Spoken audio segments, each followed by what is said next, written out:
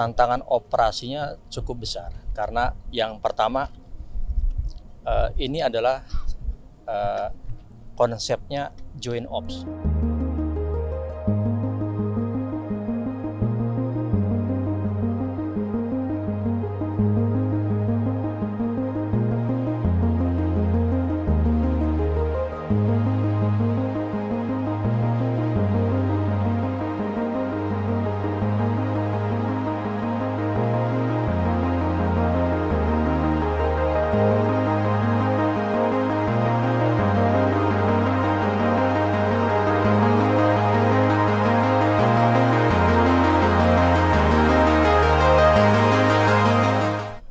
Keesokan harinya kami sudah diundang untuk melaksanakan briefing. Jadi kami ada rapat dengan Royal Jordan Air Force di markas besarnya. Kami koordinasi di sana. Setelah itu hari kelima kami juga diundang untuk koordinasi teknis langsung.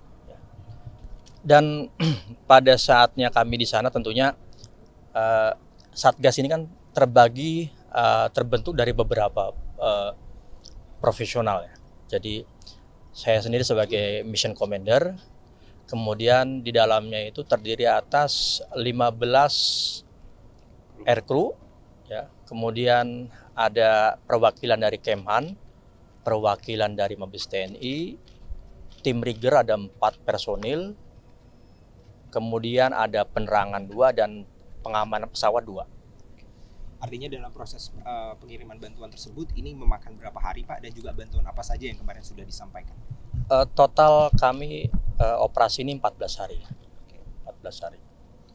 Kemudian logistik yang kami bawa pada saat kami keberangkatan dari Jakarta ini membawa 900 payung yang nantinya akan digunakan dan diserahkan kepada pemerintah Jordania untuk menurunkan bantuan logistik di Palestina. Pak, dalam memberi bantuan operasi itu apa tantangan yang dihadapi tim?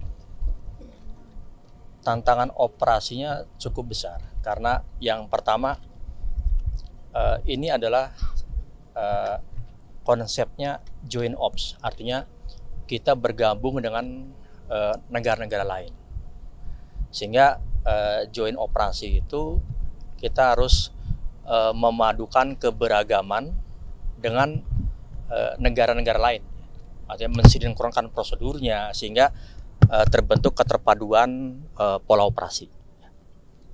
Pak, itu kan titik terakhirnya penurunan logistiknya itu di Ramallah atau di Gaza itu, Pak?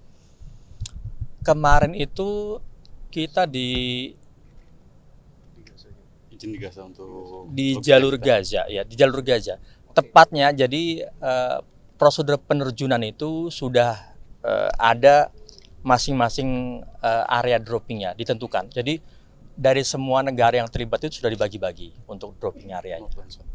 Dan untuk TNI itu yang di jalur Gaza. Betul. Dan kalau melihat situasinya kan ini kan memang kan daerahnya kan masih terjadi insiden begitu gitu. Ada semacam kendala nggak gitu Pak dari otoritas udara, katakanlah dari otoritas udara Israel atau bagaimana gitu? Jadi untuk pola operasi itu tentunya sudah hasil koordinasi dengan semua pihak ya. Dan kami dalam operasi ini dibawa under supervisi dari pemerintah Jordania. Jadi semua negara yang terlibat itu di bawah kendali dari pemerintah Jordan. Jadi demikian. Jadi dari mulai akses masuknya, pola operasinya itu semuanya kita di bawah kendalinya mereka. Pak, ada nggak sih kekhawatiran atau ketakutan sepanjang melaksanakan misi apalagi di daerah yang rawan? Iya pasti ada. Kekhawatiran itu pasti ada, tapi kita percaya niat kita itu baik ya untuk memberikan bantuan kemanusiaan. Lillahi ta'ala pasti itu akan mendapatkan keselamatan dari Tuhan Yang Maha Kuasa. Pak, bisa diceritakan sedikit teknisnya nggak Pak, bagaimana berangkat dengan dikawal pesawat dari Jordania atau Mesir? Bisa diceritakan sedikit teknisnya nggak Pak, biar ada bayangan pemirsa? Jadi pada saat secara teknis itu kita setelah selesai briefing, Jadi semua pesawat itu sudah di loading untuk barang masing-masing. Kemudian kita dikasih window time, take off itu sesuai dengan urutannya masing-masing, sudah dikasih timetable-nya. Begitupun sama, jadi di dalam rute penerbangan itu sama. Jadi dari poin ke poin itu kita harus benar-benar disiplin, strict, ya. Menjaga jarak antar pesawat itu 5 menit, tidak boleh terlalu dekat, tidak boleh terlalu jauh. Kemudian sampai ke masuk dropping area juga sama. Jadi kita menunggu clearance betul-betul, listen out dengan controller yang memberikan clearance, baru kita bisa masuk ke areanya. Demikian. Itu ada berapa waktu yang digunakan dari take off sampai Dari landing? take off sampai landing kembali itu 2 jam 2 jam. total, 2 jam Dan itu sekali dropping aja gitu Pak. sekali dropping. Pak, kalau jalurnya itu dipilih seperti apa Pak jalur yang digunakan? Jalur itu sudah dibuat oleh planner, dalam hal ini pemerintah Jordan ya. Jadi kami hanya mengikuti saja. Makanya kemarin itu yang di paling depan itu adalah pesawatnya Jordan. Jadi kita di nomor 3 kemarin. Komandan, mungkin teman-teman kepingin tahu tantangan apa yang terbesar, apa yang menarik sih dari misi ini sepertinya, kepingin tahu mereka, Komandan. Yang paling menantang adalah kita tidak pernah melihat medannya seperti apa.